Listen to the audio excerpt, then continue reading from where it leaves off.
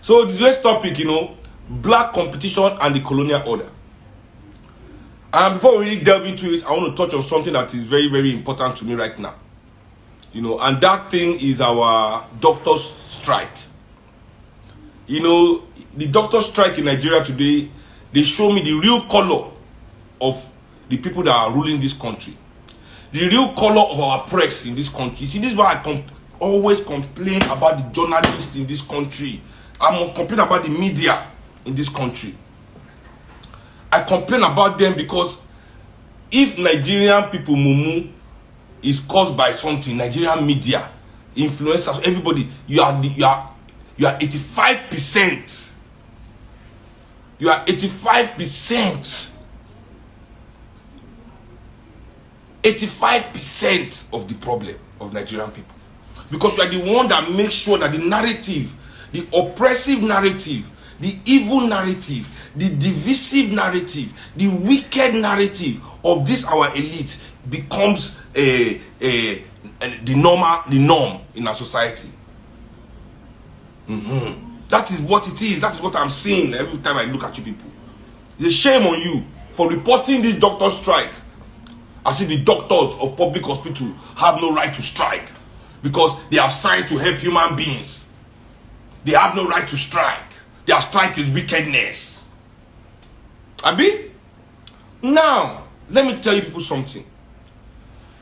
Do you know that this minister of labor, what is his name? Ngige. I don't even know. I forgot the name of minister of health.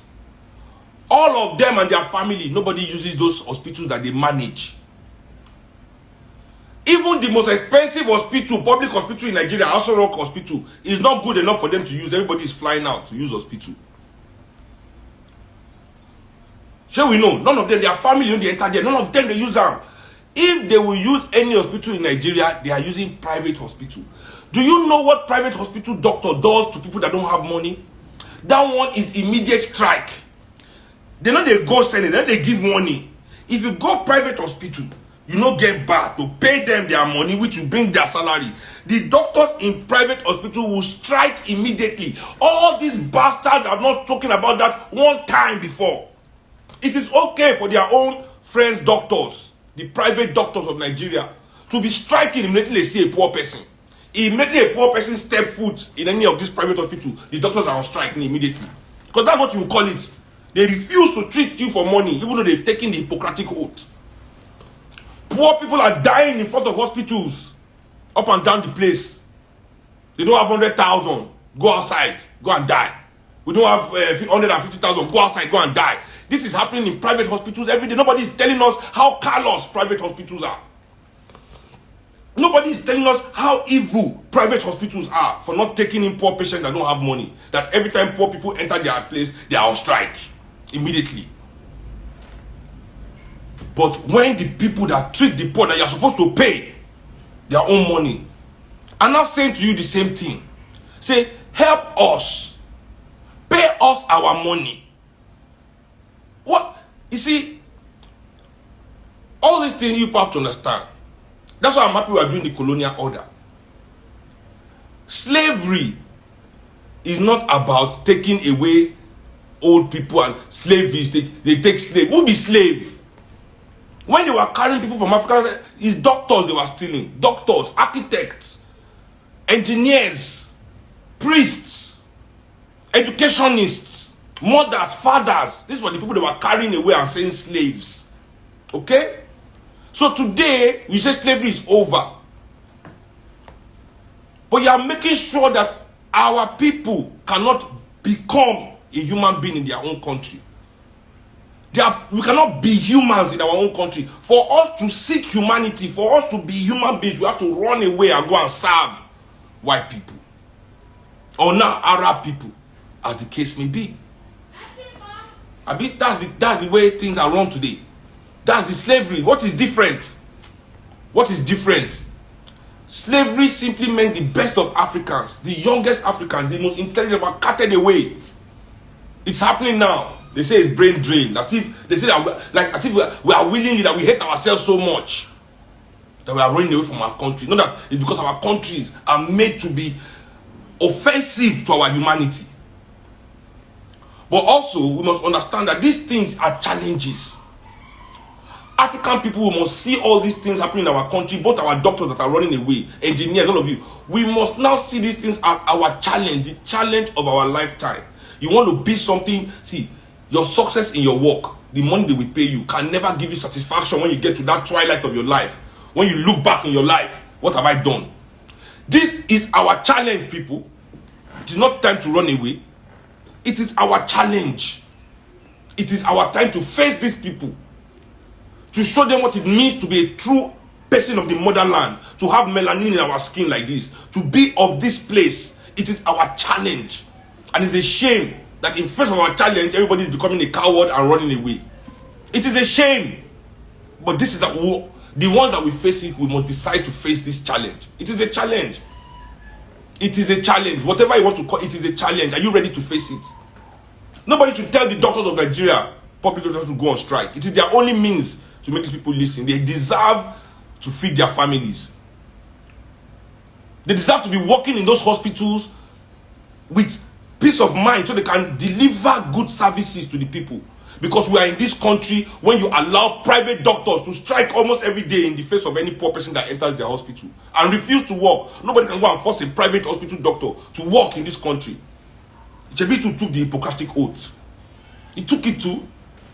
But look at all the newspaper trying to downgrade the doctors, paint the doctors in a bad light, as if there are some wicked people, that their strike is insensitive. I wonder what Africans must do before we can even respect our humanity. The issue here is that they are not being paid. People must be paid when they are working. If there's no money, we understand. No, we are seeing lavish wedding where they share iPhone all over the place. And everybody that did that wedding is all that money they are using, both father side and mother side of the fucking wedding. Throwing that kind of wedding for a boy that doesn't even have a job.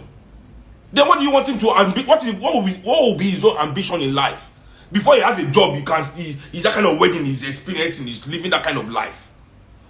What will now be his own ambition? What will he be able to do for himself in life without taking from the Nigerian people to match that kind of nonsense? You're talking about good family.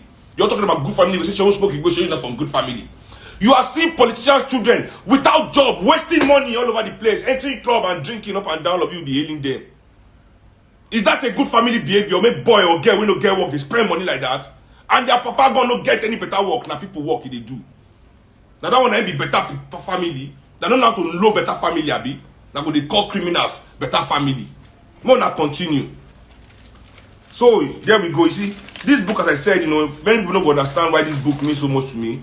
This book really means a lot to me, So when I read them, real quick, just to show now, you see, now since I marked the pages, this book, when I read them, there's nothing. Every page was eye-opening, was decolonizing, was destroying decades of indoctrination. Igbo people are fucking amazing. We have to give it up for our Eastern brothers and sisters. Chinweizu, Chino Achebe.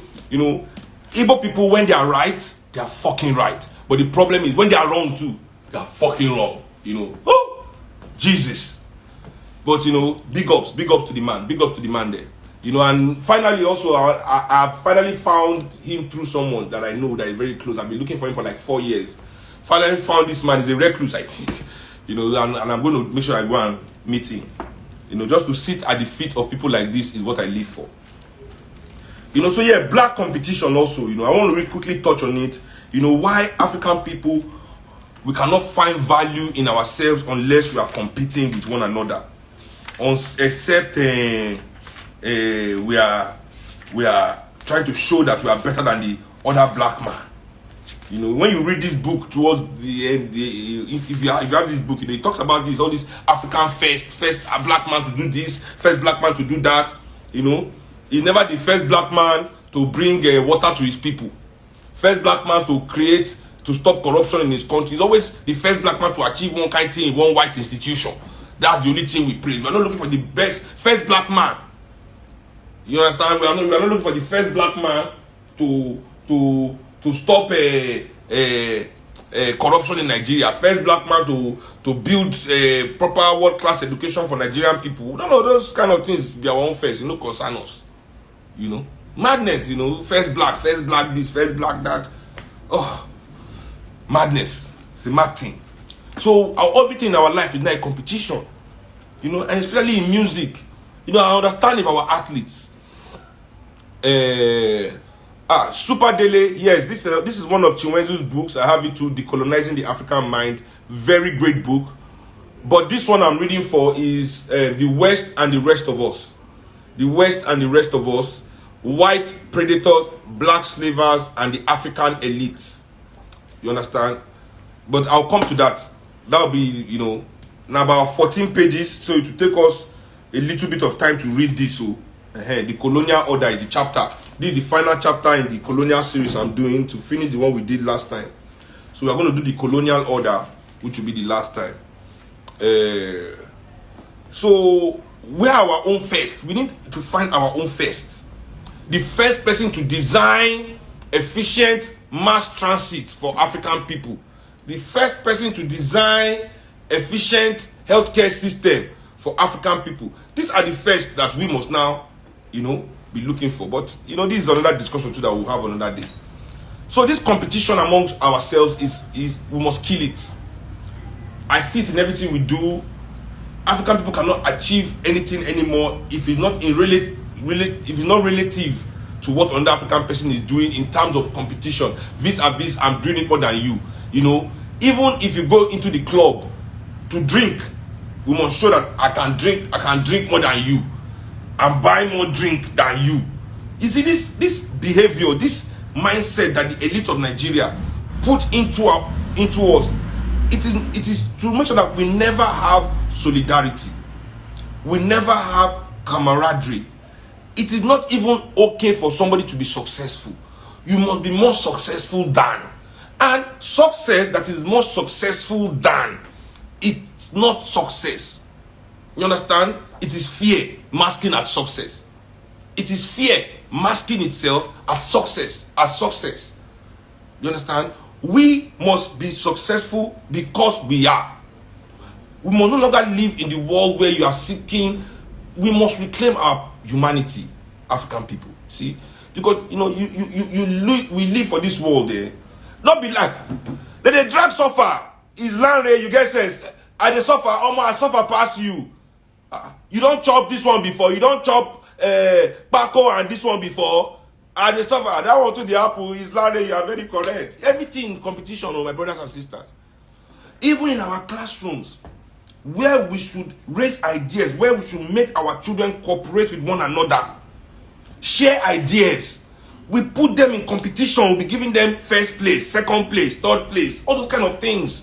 In real life, man, parents will begin to judge their children by that first place, second place that they give them in the school. You come home, your children, they say,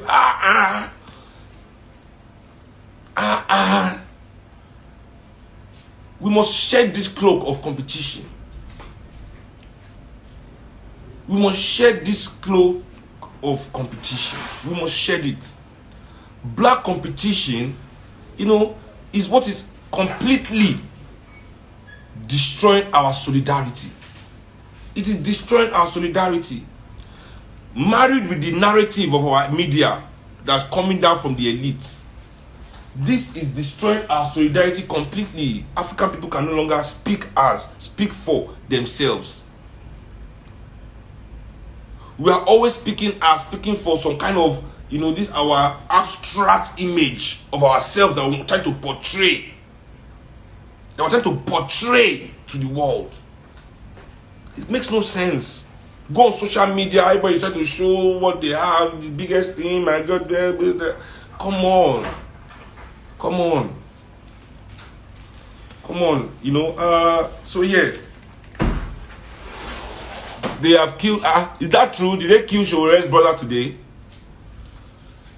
Wow, I'm going to check up on that. That's sad for Presio. I will have to give him a call later and check it out. But your black competition, it is not good. We watch our actors, our actresses on TV, and we this one is better than this one. This one is better than this one. Today, they asked me in an interview I was doing, who is my favorite Nigerian artist? I like everybody. Everybody is good, you know. Why must I have a favorite? And if I have a favorite, why do you want me to share it with people I don't even know? Why do you want me to project that to the world?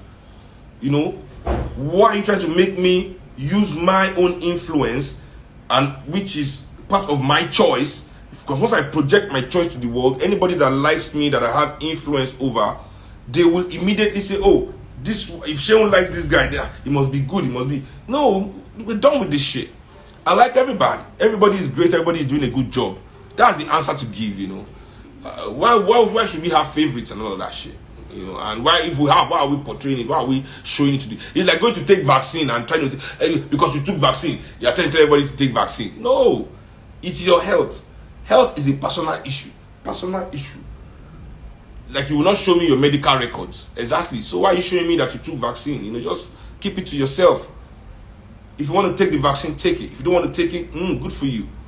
Don't take it. This aspect of everybody trying to use their influence, trying to push everybody, this is crazy. But, you know, let me not digress too much. Let me not digress too much. You know, let me not digress too much. So, our competition now, part of it where they make us fail.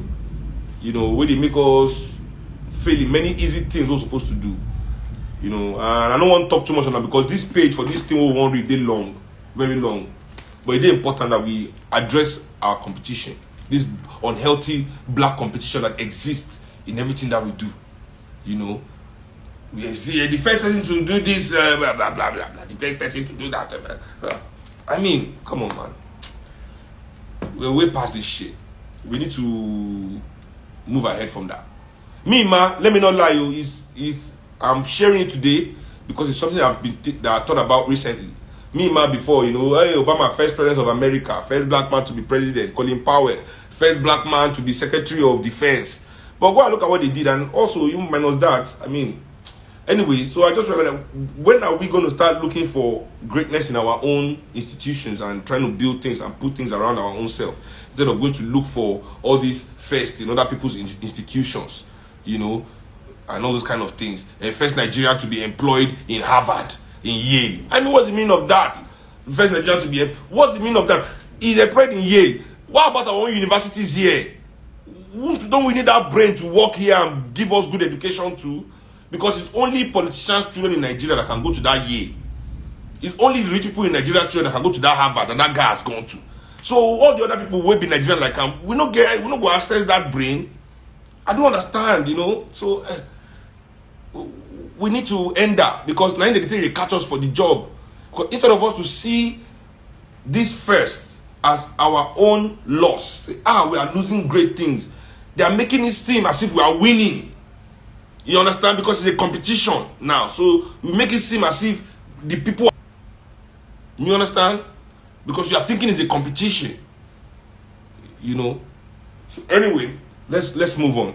So to the colonial order, I am reading from Chinweizu's The West and the Rest of Us as part of this educational series I'm holding on my special program, Bird's Eye View, on Instagram.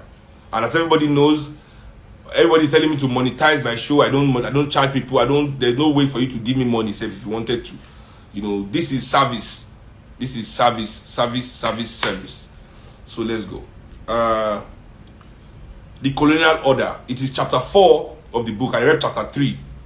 How Africa was the colonial conquest of Africa. Chapter 3. So after they conquered Africa, now the order, how they ran it. And I think people remember, I said, I want us to read these 2 chapters, to see these 2 things, to see if there's any difference in our situation back then and what is going on now. In case you did not catch the first part, it is the last BEV I've done before now. So just go to my IGTV, you see this thing that you can get it. Yes, this everybody just putting the price of the book, $350. I have one that is 800 safe. This is the money of one Dom Perignon in the club that you people go and drink. That's why you don't see me in club. All my money of Dom Perignon and Moet and Chandon, I've used it to buy book finish. My library is very, very expensive, I tell you. You know, but you have to give up some things for some things. You know? So let's go. So this for us to see, you know, because we must understand what has come before, so that at least we can recognize it if we see it again. And understand, because since that happened, we have seen the course it has taken. So we will know how much we have to resist or accept it. You know, it's important, right? So let's go.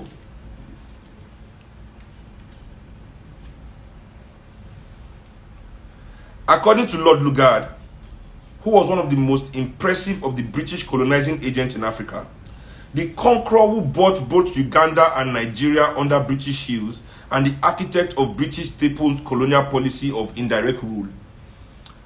The partition, so Lord Lugard says, the partition of Africa was, as we all recognize, due primarily to the economic necessity of increasing the supplies of raw materials and food to meet the needs of the industrialized nations of Europe. I repeat, Lord Lugard says, the man who actually conquered us, you know, and he did Uganda too. The partition of Africa was, as we all recognize, due primarily to the economic necessity of increasing the supplies of raw materials and food to meet the needs and demands of industrialized nations of Europe. Brothers and sisters, this is 200 years after this fucking man said these words. This 200 fucking years after. Is your country doing anything different? Even though they say you have independence. What is different in Nigeria? Our raw materials, our food. This is why we cannot afford food. I keep saying it. It is irritating me that Nigerians are taking contracts from foreigners to grow food in Africa and ship it to Europe while Africans are hungry. It is treason. It is treachery. Forget our oil. Forget even the mineral resources. This fucking shit with food. That all our land is used to fucking grow cash crops for the benefit of some people that we don't even know, that don't even care about us, that are millions of miles away from our homeland, while we cannot afford the basic necessities to give our family balanced meals every day, is the most annoying bullshit that happens in this country. Okay, so I continue. Having by conquest become masters of the continent, the European rulers of Africa began to seize resources and to organize their rule for a long and profitable stay. First, they began to take out of African use or occupancy whatever land they wanted, and they simultaneously assembled African labor to mine the land for gold, copper, diamonds, asbestos, tin, iron, and zinc, or to farm it for wool, cattle, tobacco, timber, sugar, bananas, coffee, cashew, sisal, palm oil and palm kernels, cocoa, cotton, rubber, and groundnuts. But as the African people were reluctant to dispossess themselves of their lands and unwilling to work for the profit of Europeans, had to be confiscated and African labor compelled. The means of doing this was the adopting by a white ruling race of legal measures designed expressly to compel the individual natives to whom they apply to quit land which they occupy and by which they can live in order to work in white service for the private gain of the white man. When lands formerly occupied by natives are confiscated or otherwise annexed for white owners, the creation of a labor supply out of the dispossessed native is usually a secondary subject. The way that Tinubu said they pursue people for Lagos today, they seize their land. See, they don't get C of O. They do until tomorrow.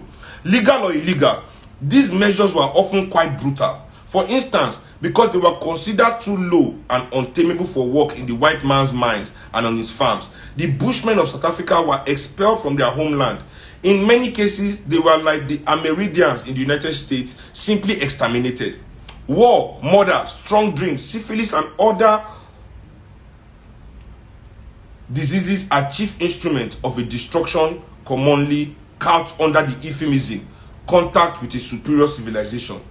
The land thus cleared of natives passes into white possession, and white men must work it themselves or introduce other lower industrial peoples to work it for them. You understand now why they ended slavery? You understand now why they're not coming to carry us in droves? The things they need in their new Europe is here in Africa. They are not going to come here and work for it. They're not going to dig mines, enter a hole and ground. They need us to do these things. And we are still doing it. We are still doing it. Not for our own benefit. The oil in Nigeria, you can't even refine it in Nigeria. We don't even refine it. Not for, we gold, anything, tin, copper, by steel, whatever they're taking, is Are we using it? Is it for us? Okay. Where expulsion and extermination were deemed unprofitable, other methods were tried. Some were quite ingenious. In Buchanan Land in 1897, a small local riot involving a few drunken natives was fomented and used as a pretext for expelling 8,000 of the natives from lands inalienably secured to them by the Buchanan Land Annexation Act of 1895. The rest of the population, 30,000 of them, were forcibly evacuated to other and poorer districts. The land confiscated was turned over to British occupation. Other property besides land was also confiscated. For instance, after the First Matabele War, wholesale confiscation of the cattle of the Matabele for the purpose of stocking the farms of white settlers provoked a second war. The subsequent defeat of the Matabele led to further confiscations of their cattle. In despair, the conquered complained, "Our country is gone and our cattle. We have nothing to live for. Our women are deserting us. The white man does as he likes with them. We are the slaves of the white man. We are nobody and have no rights or laws of any kind." I mean, in this thing I'm reading to you, just remove white man and add maybe Buhari or any politician in Nigeria. Add their name. Many of these are our rich elites. Add their name. It will fit perfectly. Our country is gone and our cattle. We have nothing to live for. Our women are deserting us. The Nigerian politician does as he likes with them. We are slaves of the Nigerian politicians. We are nobody and have no rights or laws of any kind. You see as he rhyme? You see as he just move together? I mean, together without any removing. But there was none to give them redress. To compel labor from Africans, legal coercion was widely used. In Sierra Leone, a high and burdensome hot tax was imposed. Its collection was harshly enforced. In order to earn money to pay it, Africans had to sell their labor to white men. Where taxation failed to turn out an adequate supply of African labor, compulsory labor ordinances made it obligatory on persons of the laboring classes to give their labor for public purposes or be called out by their chiefs or other native superiors. You understand? You know, remember the chiefs from the chiefs, all these elites are already working with the white man who suppressing us. Don't forget to, I want you to remember the last chapter. So when we finish from it, you should go and read that last one again, just to remember, you know, the setting, or this is the order of how it now worked. You understand? The order they involve. We are not these people. I keep telling you, we are not these people. These chiefs, kings, political leaders, elites in Nigeria, all of them, go and check their history. Slave trader descendants, they all worked actively with the white man to put us where we are. Maybe a few percentage of them were employed later after the damage had been done. But the majority of them, that's where they all descend from, our suffering and oppression. They were the Africans that were willing to sell other Africans away for things. And they are still the ones in charge. Them and their descendants and their agents and their workers. And their cousins. And they scatter themselves all over the whole Nigeria. So, continuing their master's work. In 1895, such an ordinance was passed in the Gold Coast to compel chiefs to furnish carriers for a military expedition against Ashanti. But where, as in South Africa, the chiefs did not, for whatever reason, provide their allotted quotas of labor, native police were sent out to collect the labor. Native police, so in another time, native police working for the white man. I don't tell you this thing before. Police who are mean and then create them. Their job that time was to kill us to protect white man interest. And that's what they are still doing till tomorrow. Till any day. I want you people to see clearly the situation you are in. Case closed. That's why I'm doing this series. That we can continue the normal bird's eye view, talking about what's going on in our country today. You know, how we can come out of it, you know. In South Africa, in order to meet the insatiable demands of the mines, methods were more fruitful than compulsory labor ordinances were devised. The grand plan was to break up the tribal system, which gives solidarity and some political and economic strength to native life, set the Kafir on an individual footing as an economic bargainer, to which he is wholly unaccustomed, take him by taxation or other stimulus for his locality, put him down under circumstances where he has no option but to labor at mines. This is taken from the policy of the Glen Grey Act in South Africa. This was an act, you know, law Some humane missionaries thought this plan went too far. They thought it was immoral and they demurred. Against their sentimental qualms about destroying the tribal system of the Kafir, lofty arguments were put forward.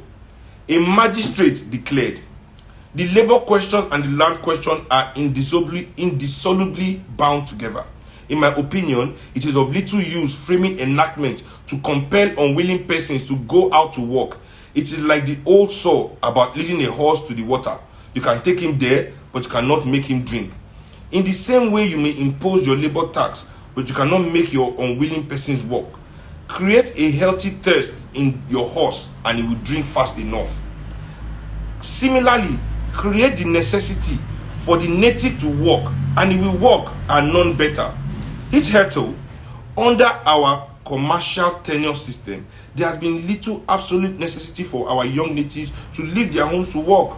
The land supplies them with food and few shillings to buy a blanket, and as soon as the young man marries, he is entitled to receive his lot of arable land.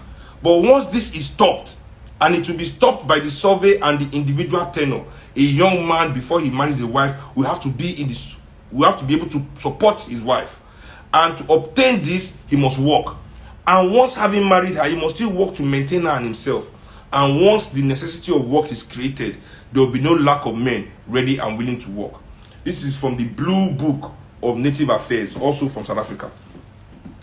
So you see how they made us work. Things that we in Africa, we have socialized for years. The things that we have owned for years. Land that we didn't need to be working for anybody. Work for who?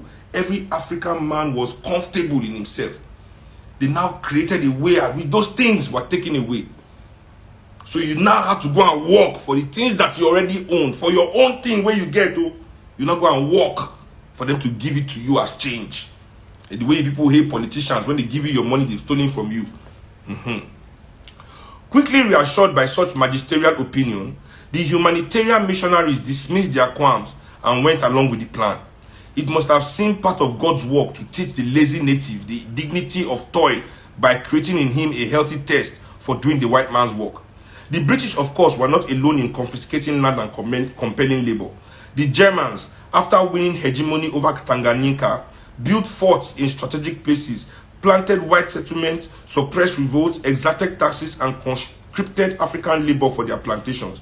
Their treatment of their conscripts was so bad that some African chiefs like Chinweizu of Usambara, rather than supply labor to German planters, abdicated their client chieftaincies. The ferocity of the planter regime soon drove all the people of southern Tanganyika into a united rebellion, the Maji rebellion that raged for several years before it was stamped out. So don't let anybody tell you that your ancestors didn't fight. This is another story. For the 400 years we were here, there were over 480 anti-colonialism, anti-slavery rebellions in Africa. It is this same elite that betrayed. So anyway, let's continue. But it was in French Equatorial Africa and in the Congo Free State of the Belgians that the alienation of African land and property and the conscription of African labor were carried to Nazi-style perfection. In the region of the Congo Basin, avaricious French and Belgian traders who claimed to have come to Africa to bring law and order and enlightenment to a supposedly dark and disordered continent practiced systemic cruelties on the African population. The noble purpose of it all was to extract rubber as cheaply and abundantly as feasible. In the French Congo, the concessionaire companies acquired by their charters the sole right of possession of the negotiable product of the country. They became the de facto owners of the rubber trees and vines within their respective concessions. This implies, of course, dispossession of the natives. Dispossession of the natives implied, in its turn, the immediate cessation of the act of purchase and sale, otherwise trade, between the native population and the white men. The years which followed were to witness the attempt to compel, by force of arms, some 9 million African natives, or as many of that total who could be reached, to submit not only to be robbed, but to spend their lives in the extremely arduous and dangerous task of gathering and preparing India rubber in the virgin forest on behalf of a few wealthy financiers in Brussels, Paris, and Antwerp. The concessionaires settled down to their work, enforcing as much rubber as possible out of the natives. In the lower part of the French Congo, the effects were immediate. Here, the French population had been traders with white men for decades. Here, the native population had been traders with white men for decades. To their bewilderment, they found themselves suddenly faced with a demand for rubber as a tax from the administration, and with a demand for rubber as by right divine from strange white men who claimed to own it and claimed power to compel the real owners to collect it for whatever the former chose to pay. The trading stations where the natives had been wont to carry their produce and barter it, they were forbidden to approach. The natives of the French Congo did what any other people would have done. They declined to be despoiled of their property and robbed of the fruit of their labors. The chiefs appealed to the authorities and asked what they had done to be so punished. Appeals were in vain. Refusals to work rubber was met with attempted compulsion. The natives rose. In the Ngueme region, no fewer than 5 military expeditions had been sent against the natives in as many months at the request of the local concessionaire company. In the Shari, the chief of an important tribe had been arrested because his people did not bring in enough rubber and had died in prison.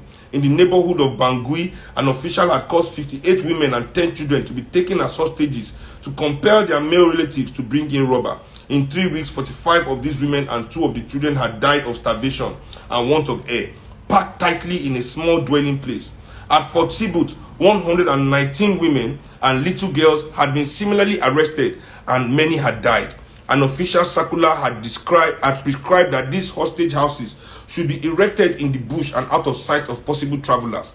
In one of the concessions of the Lower Congo, the natives had been forbidden to make salt in order to compel them to buy it from the company, which would only sell it against large quantities of rubber. Widespread sickness ensuing, salt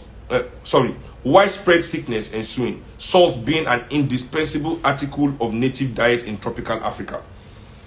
This was from Ed Morrell's, he took this part from Ed Morrell's book, The Black Man's Body. Nice book. I gave it to my wife to read also. Very, very good book. Amidst this rubber mad orgy of floggings and burning of villages, of rape and mutilation of natives being used as targets for revolver practice and as human experiment to test the efficacy of dynamite cartridges, of hostage houses in which men and women and children perished, hundreds of thousands died or were uprooted. Terrified by the military oppressions, a majority of the natives fled their homes into the rainforest to escape the burning and the slaughter. A junior French Congo official, himself an agent of this man-made Holocaust, wrote, "The dead, we no longer count them. The villages, horrible charnel houses disappear in this yawning gulf. 1,000 diseases follow in our footstep." You know, these white people, they brought syphilis, gonorrhea, chickenpox, all these things to Africa, chickenpox, not smallpox, sorry. 1,000 diseases followed in our footsteps, and this martyrdom continues. We white men must shut our eyes not to see the hideous dead, the dying who curse us, and the wounded who implore, the weeping women and the starving children. We must stop our ears not to hear the lamentations, the cries, the maledictions which rise from every foot of land, from every tuft of grass. And this was not war, but peace. The Pays Français. On this specimen, the French civilization mission, André Gide, after extensive tours in 1926, wrote, "What have these big concessionaire companies done for the country? Nothing. The concessions were given with the hope that the companies would develop the country. They have exploited it, which is not the same thing as development. They have bled and squeezed it like an orange whose skin is sooner or later discarded."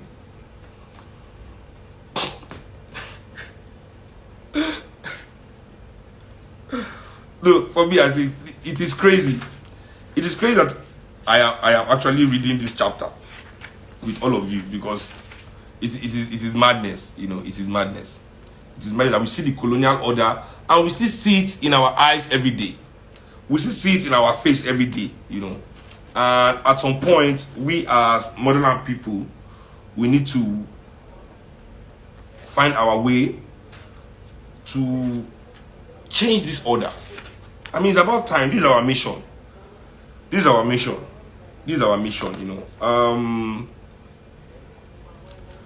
Anyway, let's go. Despotism was their policy. it was applied everywhere with varying degrees. I'm skipping a lot of the examples because if you read the examples are a lot. I can't be, this kind of thing, different regions, how they did in Congo, how they killed in. Yeah, we know. Yes, so let me just continue to the main topic. Despotism was their policy. It was applied everywhere with varying degrees of thoroughness. But almost everywhere, because of the small supply of European manpower and because of a desire to hold imperial expenses down to a minimum, it was found imperative to temper the Rhodes Principle and transfer to loyal Africans as much of the burden of running the empires as was compatible with European dominance. I repeat, but almost everywhere, because of the small supply of European manpower and because of a desire to hold imperial expenses down to a minimum, it was found imperative to temper the Rhodes Principle. Go back to the last chapter that we did together. Remember what the Rhodes Principle is? Just take it and use them, and nobody will agree, kill them. To temper the Rhodes Principle. And some people today are Rhodes scholars. African people are Rhodes scholars going for Rhodes grants. CC Rhodes grant. No say we don't mad. To transfer to loyal Africans as much of the burden of running the empires as was compatible with European dominance. Shifting some of the administrative burdens of empire to reliable Africans not only lowered the financial and manpower cost of empire. Politically, it helped the new order to reach some measure of accommodation with the conquered African elites, whose order was being replaced. A two-tiered administrative machinery was devised. A thin layer of white bureaucrats controlled a layer of black auxiliaries who administered the rest of the population. By the mechanism, the conquerors were able to provide low-cost security for the European missionaries, traders, and other persons who would create the necessary institutions and infrastructure for exploiting African resources. The degree of freedom, power, and prestige granted to the African auxiliaries varied. It was high in Uganda and northern Nigeria, low in French Africa and the Belgian Congo. Where the auxiliaries were granted the most influence, there was voluble talk about indirect rule, where not the assumption has been that European rule was direct. It was in reality never quite direct. It was always operated through an echelon of African auxiliaries. In French Africa, a chief was a mere functionary appointed to administer for the French and administrative units, in contrast with an emir in Nigeria who ruled for the British. A French African chief had no right to take any part of the taxes he collected. Officially, he had a salary, and if he kept part of the taxes he collected, that was technically illegal, though normally overlooked unless the French wanted a pretext for ousting him. He had no courts, no police, no prisons of his own, and often as not, he came under the jurisdiction of the indignant, the summary administrative justice under which all Africans are subject, barred from citizenship, groaned and at times revolted. The prefect or commandant was loudly and swaggeringly the French African chief's boss. In a way, British political agents, residents, and district officers were not encouraged to demonstrate to the Africans they supervised. The effective power in a colony was the governor. The administration he headed made local decisions under broad guidelines framed by the imperial government in Europe. Though his administration was quite open to pressure from white settlers, missionaries, and traders, it was at best paternalistic to the African population and was usually unresponsive to their needs. As part of the accommodation with the traditional elites they had subdued, the British allowed them some purely advisory representation on the governor's legislative council. The rest of the African population had no voice there, consigned to a subservient existence outside the guided proconsular court. The population was bound and trust with a variety of unfreedom. In Leopold Congo Free State, all African had lost his right to his land. His trade was made illegal and destroyed. He was turned into a slave. In French Africa, he lost all freedom of expression. By rules of the indignant, he could be imprisoned without trial for even a whispered criticism of the conquerors. In British West Africa, though he might criticize, he could not advocate a restoration of African sovereignty. The penalty for such talk was imprisonment. There was often no press at all. If there was one, it was either sponsored by the administration or intimidated into docility with libel and sedition laws. Without political representation, without freedom of expression, the only avenues left when the colonized Africans could hear his grievances were violent or illegal. Railway strikes occurred in Sierra Leone in 1919 and 1926. From 1937 to 1938, cocoa growers in the Gold Coast refused to sell their produce to European exporters when the latter ganged up and forced prices well below world market prices. When women rioted in Aba, Nigeria, against taxation and British methods of indirect rule, 50 were killed and many others were injured. When the British attempted to overthrow the autonomy of the Egba had been guaranteed, when the British attempted to withdraw the autonomy the Egba had been guaranteed and had enjoyed under the Treaty of Protection that brought them under British rule, matters exploded into Adubi uprising of 1819 at Abeokuta. Such was their political order. However strong the petition from African lawyer politicians, however severe the strike by workers, however destructive the riots against the specific measures, however violent the revolts or rebellions of conscripts and peasants, no deviation from this arrangement was permitted up until World War II. What kind of economic order did they create to extract the continent's resources for the benefit of Europe? One objective of the invasion has been to enable Europeans to get behind African middlemen and trade directly in the hinterland. Once they did so, they either killed off African trade entirely and substituted slavery, as in the French and Belgian Congos, or they brought African trade under the strict control of European monopolies. For instance, when the Roger Niger Company established its authority over the Delta hinterland, it introduced obstructive measures to deprive the coastal Africans of the hinterland trade. Its action against the city-state of Brass is a case in point. Though Brass lay outside the company's territory, brassmen who ventured into the company's territory areas. Sorry, there's a comma here disturbing me. Brassmen who ventured into the company territory, areas they had traditionally traded in, were required to pay £50 a year for a trading license, another £10 a year for each market they traded in, another £100 a year if they traded in spirits, the very basis of their traditional trade, and a miscellaneous assortment of other company duties.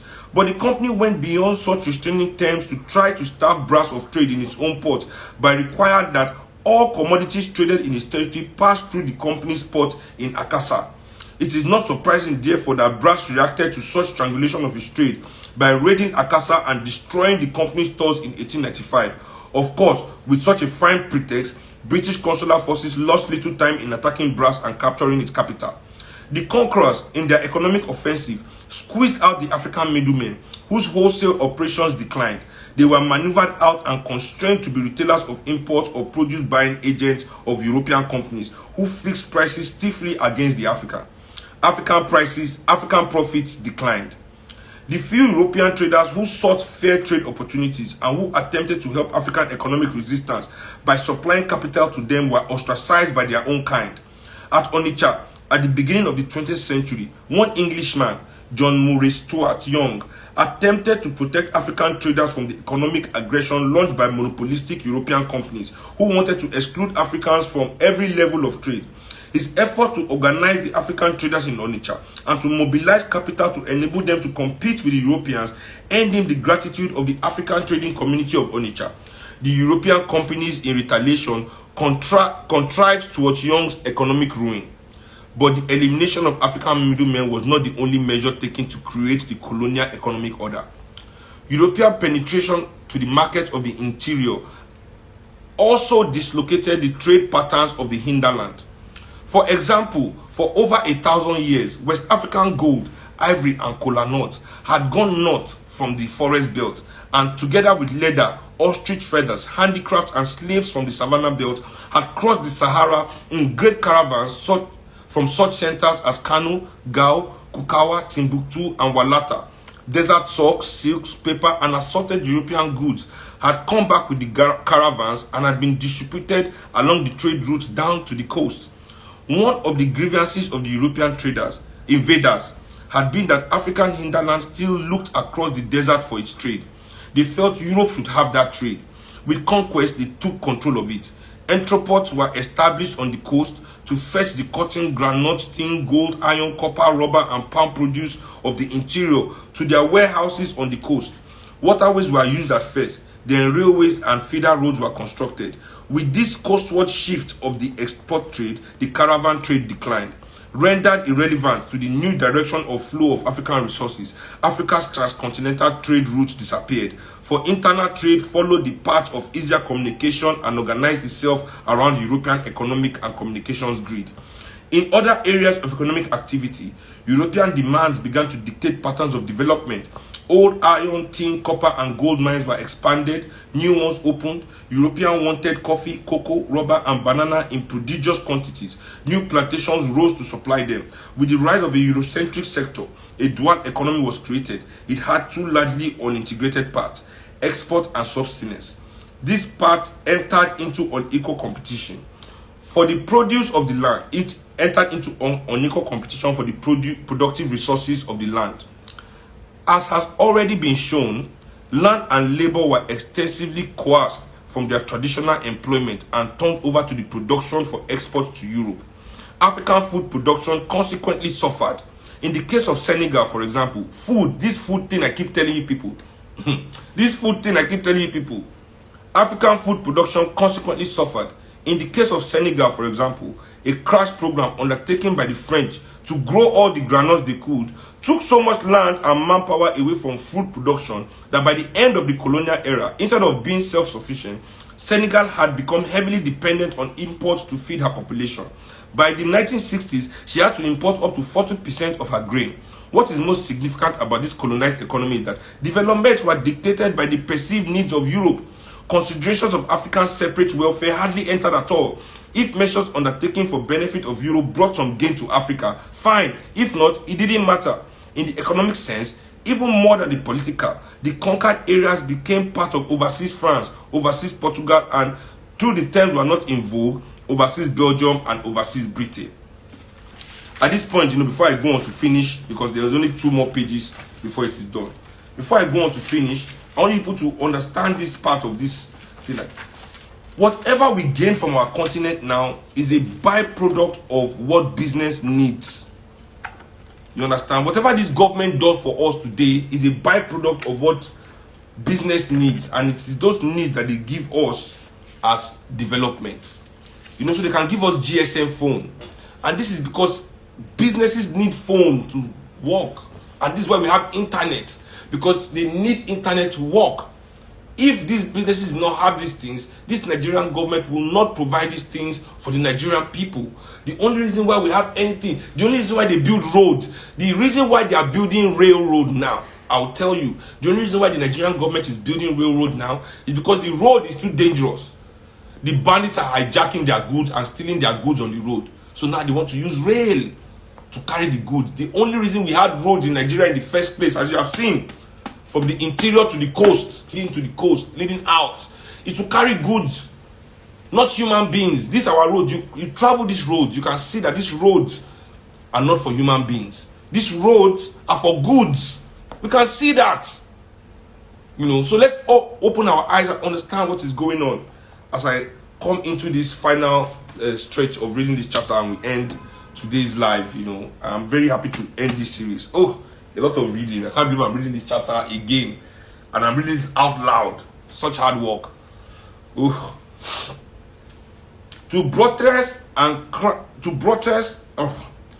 this general arrangement, there was a European monopoly of profit and resource. Both were creamed off to Europe by the white management at the top of the economic pyramid. Till today, same shit. Such was the colonial economy, an appendage economy of Europe, an economy whose productivity was geared to the requirement of foreign trade, an economy designed to bleed the continent and neglect African needs.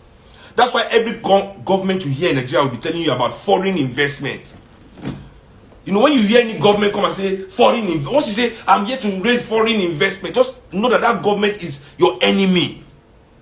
Is your enemy. Foreign investment. What happened to local growth, local development? everybody, foreign investment.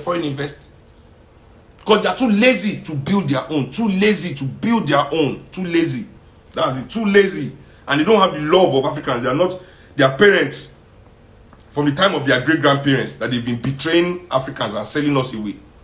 It is that mindset. They are ashamed. Tell them to be ashamed. Oh, we have traitors and change their way.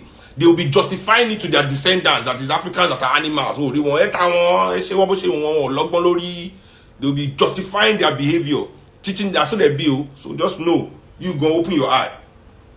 To buttress and crown their creation, the founders of the colonial order embarked on a cultural reorganization of Africa. If the African auxiliaries of empire were to be docile and loyal servants, their allegiance, that's those chiefs and all those people they employ around them, the soldiers, all these police, everybody that they use to subdue all of us, they are supporters, they are black supporters that are enjoying the benefits of their treachery today while we are still looking at them. You understand? If the African auxiliaries of empire were to be docile and loyal servants, their allegiance to Africa had to be undermined. Total admiration for Europe had to be instilled into them. Besides the technical skills they would need to carry out their practical duties to their employers, they were to be taught Christian values of a servant-making sort. Unquestioning obedience to white men was presented as a cardinal virtue. The retooling of their minds and values was entrusted to the schools. Whether run by missionaries hunting for black converts for their white heaven, or run by colonial bureaucrats, these imperialist schools not only taught reading, writing, and arithmetic to their inmates, they also stuffed the heads of their victims with church devotional hymns. Even till my time, we go to school in the morning, we have to sing praise and worship song. Fill their psyches with submissive Christian attitudes and undermine their attachment to the culture of their ancestors.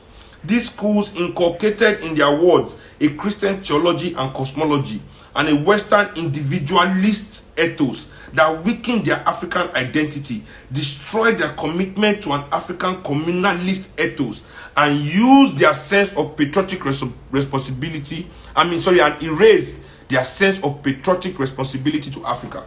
See, this point is very important. This point is very important. That it is through our education that we are made to be so individualistic, that we respect nothing in this world except white man's money. Because you just say it's money. I only care about the money. Money is white man's money. And it is important, they want it to be that way. That nothing, even your brother, your blood, people will be, in Africa, people will praise you for selling out your blood for money. People will praise you for betraying your friends. We praise you for destroying your people because of money. We are a spiritual people. We are a sacred people that have now been taught that the world, our world must be despiritualized. That our world must be desacralized. And then the only thing that we hold sacred is money. You understand that this is a weakness. It is, that's why I'm reading this. So, I just have to get through it. If you are ready to decolonize, get on the decolonizing. But if you're not, keep it going. Good for you. Weaned on other folks' tales, schooled in the anthologies of Judeo-Christian law, nothing before the European arrival, save perhaps primitive savagery. That's why they always teach us about Mary Slessor. Always, every day. Indoctrinated with the anti-nationalist history in which the invading Lugard and Mongol were portrayed as heroic saviors of Africa, and in which the leaders of the African resistors were, if mentioned at all, portrayed as savages and venal obstructors of civilizing European influences. Let me repeat that, in which the leaders of the African resistance were, if mentioned at all, portrayed as savages and venal obstructors of civilizing European influences, and taught to venerate the heroes of European history, Napoleon, Prince Henry the Navigator of Portugal, Elizabeth the Pirate Queen of England. The minds processed by the colonial schools were left in gaping ignorance of their separate past. Where they were given a glimpse of their separate past, they were taught to hold it in embarrassed and even hostile contempt. They were made to feel that their history Their worthwhile history, at any rate, began with their induction into the Western orbit of affairs. Where their separate cultural and historical identity was not obliterated, it emerged confused. Their loyalties were consequently transferred from their genetic communities to those of their conquerors. After their indoctrination, some came to view themselves as black Englishmen, or black Frenchmen, or black Portuguese. Thus did the colonial schools manufacture meek, grateful, and loyally submissive Africans, in many of whom every desire for that cultural and political sovereignty their ancestors had fought to keep had been abolished. The substitution of European for African values was carried out everywhere, not just in schools. African values were derided and attacked. For instance, the individualist principle of private property, when applied to land by the new laws, attacked those African principles of land tenure where rights of ownership belonged to the community as a corporate entity, and rights in use were periodically assigned to individuals by the community through its trustees, be they chiefs, king, or elders. On such principles, one acquired rights to a given stretch of land for as long as one used it productively. When one ceased to do so, such rights reverted to the community for reassignment to other users. No individual, chief or not, had the right to permanently alienate or dispose of land.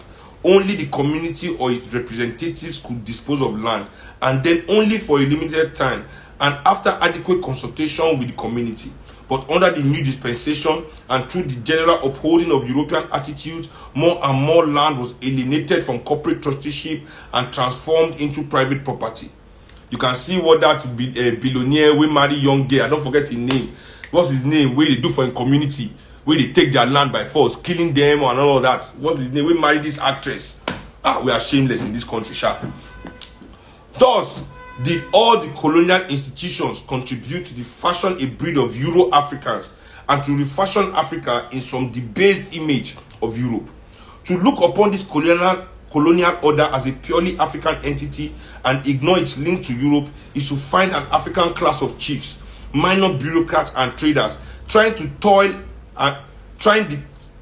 toil and lives of the populace to the interests of the ruling white administrators. Let me take it again. To look upon this colonial order as a purely African entity and ignore its links to Europe is to find an African class of chiefs, minor bureaucrats and traders tying the toil and lives of the populace to the interests of the ruling white administrators, businessmen, missionaries, and settlers. But to look at it as part of that global system to which it belongs, that is, as part of an extended Europe, is to discover its true character. I repeat, but to look upon it as part of that global system to which it belongs, that is, as part of an extended Europe, is to discover its true character. Visible is a white colonial administration protecting white businessmen, missionaries, and settlers who link the toiling Africans to the service of the European ruling classes. And what are the tendons, visible and invisible, which bind the appendage society to Europe? In the economic sphere, there are the roads and railways connecting the farms, mines, markets to the ships in the ports, the banks, the mining and trading companies bound by legal and financial threads to their parent organizations in Europe, the currencies pegged to the franc or the pound and now the dollar, and last but far from least, the commodity prices set in London, Paris, prices in Africa. In the political sphere, these links are the district officer, the commandant and the resident, the police, the courts, the army, and other forms of the arm of the colonial bureaucracy, all headed by the governor and all under control and guidance of the colonial office of the European national government, which send them out to Africa. In the cultural sphere, the links are the colonial schools and the religious and secular organizations which operate as field agencies for nurturing Euro-Africans. Such was the structure of the colonial order. And ladies and gentlemen, such is still our structure today. This last part, to break it down, basically is saying that to say that this Africa is only Africa's problem is to just say that all these people are just working to be sending things to Europe by themselves. Nobody send them. But we know that people send them to take this gold, to take our land, to all these their companies. You see, when you see a bank in Nigeria, when you see a bank in Nigeria, You think the bank is a Nigerian bank. That bank is not a Nigerian bank. That bank is a European institution. It's tied to the IMF, it's tied to Citibank, it's tied to all the banks in Europe and America. In fact, the Europeans own large shares of all the banks in Nigeria. Tell them to declare their shareholders.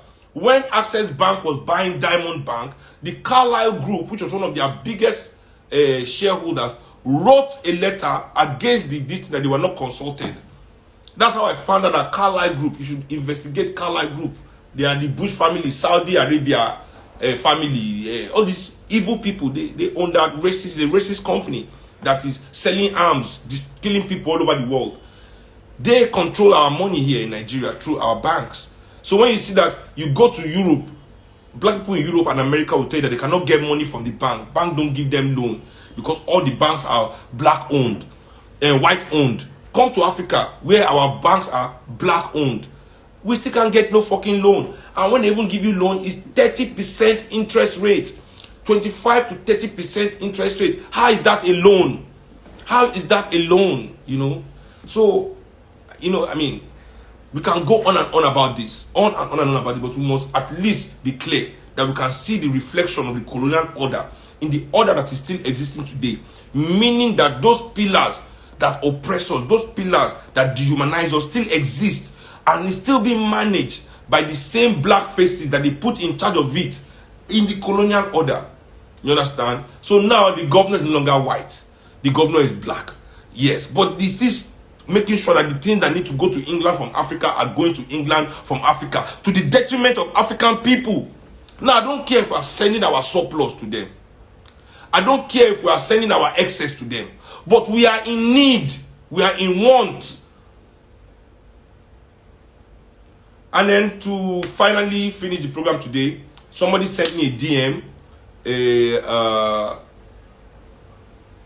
How would I put it? In response to me comparing Dangote's 2 billion to one Oyibo 2 billion. So basically, they said I was wrong in my analysis that because the refinery that person bought was that amount because the refinery was old. They said the refinery was old, that's why it was 2 billion. They said refinery in a car. They think refinery is Benz, that old Benz is new, more expensive than old Benz. In fact, some old Benz are more expensive than new Benz if it's well maintained. Refinery is refinery. You can do 167 barrels or 670 barrels just like that. It's the same shit. It's a refinery, it's not a latest car. Who do you think you're talking to, you people? Wake up from you. You're not coming, don't be sending me nonsense. It's because it's old. But he's still doing the work that Dangote's own is doing. 670 barrels every day, still as Dangote, but it's old. Is Dangote not ashamed? You shouldn't have built a new one that will do more. You are doing the same thing that a 100-year-old refinery is doing in America. You are making noise and you are coming to me with that in my DM. Don't let me start slapping you people. I've gone to invent e-slap. There is now e-slap, electronic slap. There is now electronic slap for all you idiots that come to my DM to try and be supporting your master with nonsense arguments. Don't bring that rubbish. That's why somebody asked me a stupid question on TV that might say, Sean, your career is over. And me too, I gave him stupid answer. How can my career be over? I just bought 35 million naira car. They say me I'm supporting elitism. Then me I'm buying things. Why would I've made something before I buy something? Tell your masters of industry to also, that's what they're having them. They have to make.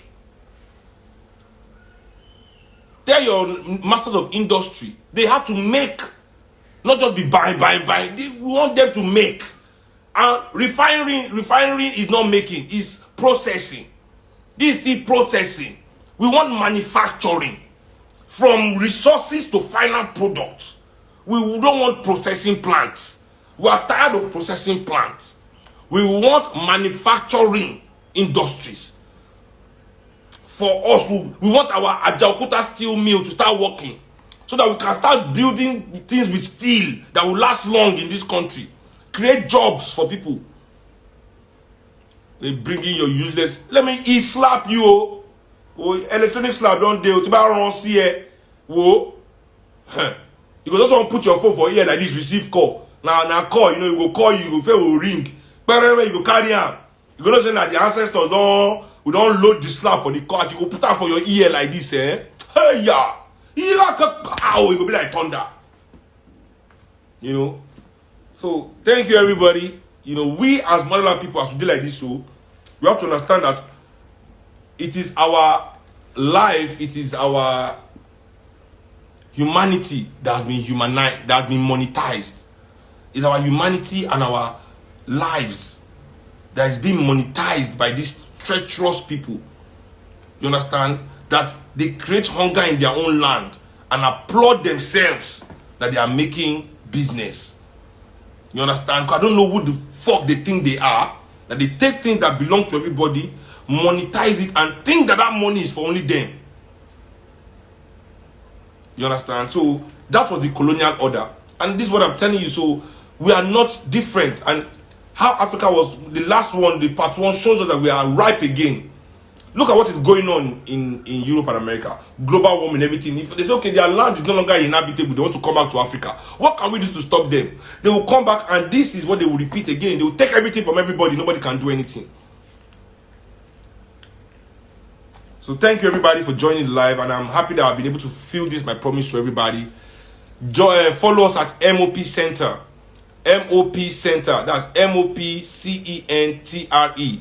MOPCENTRE, to see how you can join the movement. DM us, see how you can join the party, or you want to see how you can just be a part of the movement and listen to conversations and join with your own ideas, you know, because we believe that, you know, we need everybody on board to make this happen. Thank you, everybody, for sharing this Saturday afternoon with me, and we're able to discuss the things that really, really bother us as Nigerians. Ciao. Afternoon with me, and we're able to discuss the things that really, really bother us as Nigerians. Ciao. Afternoon with me, and we're able to discuss the things that really, really bother us as Nigerians. Ciao.